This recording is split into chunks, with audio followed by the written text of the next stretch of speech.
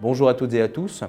La PBOC, la Fed, la BCE, la Banque nationale de Suisse ont toutes eu pour point commun d'avoir ajusté leur politique monétaire au cours du mois de septembre.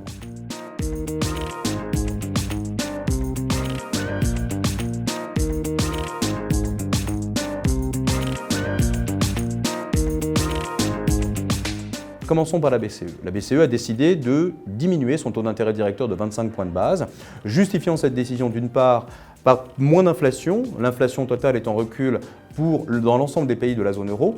Et notons par ailleurs que le secteur manufacturier est en très grande difficulté, en particulier en Allemagne, où ce dernier est en contraction. Et ça justifie effectivement un petit coup de pouce, une normalisation de la politique monétaire à l'échelle de la zone euro. Quand on regarde finalement ce qui s'est passé du côté de la Fed a décidé, elle, en revanche, d'abaisser de 50 points de base son taux d'intérêt directeur au mois de septembre, justifiant cette décision, là encore, par des progrès significatifs accomplis du côté de l'inflation, mais surtout par des risques qui pèsent sur le marché du travail.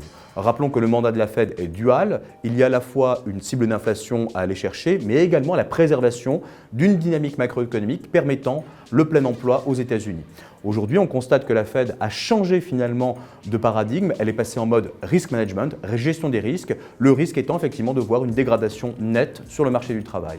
Du côté effectivement de la Banque centrale de Chine, on a finalement une série d'annonces destiné en fait à enrayer finalement la baisse des prix de l'immobilier. Rappelons que depuis finalement plusieurs mois, les prix de l'immobilier sont en contraction et cette contraction finalement des prix de l'immobilier engendre ce qu'on appelle un effet richesse négatif qui par ailleurs torpille la confiance des ménages et bien évidemment ralentit la consommation des ménages chinois. Rappelons par ailleurs que comme pour les pays développés, la contribution à la croissance de la consommation des ménages constitue le principal moteur de croissance pour la Chine.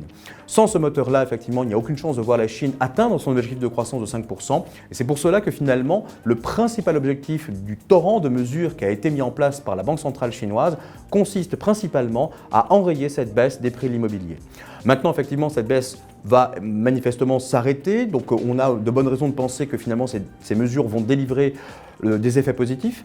Mais là encore, il convient d'être prudent puisque finalement, ça ne va pas se passer immédiatement. Il va falloir se montrer patient avant de voir un effet positif se manifester sur le secteur immobilier chinois. En attendant, la première réaction qui a été effectivement immédiate est celle des marchés actions qui finalement étaient en contraction depuis le début de l'année. Depuis le début de l'année, la performance de ces marchés était significativement négative. En revanche, là, toutes ces pertes ont été effacées quasiment en l'espace d'une semaine depuis que la Banque centrale a annoncé ces mesures.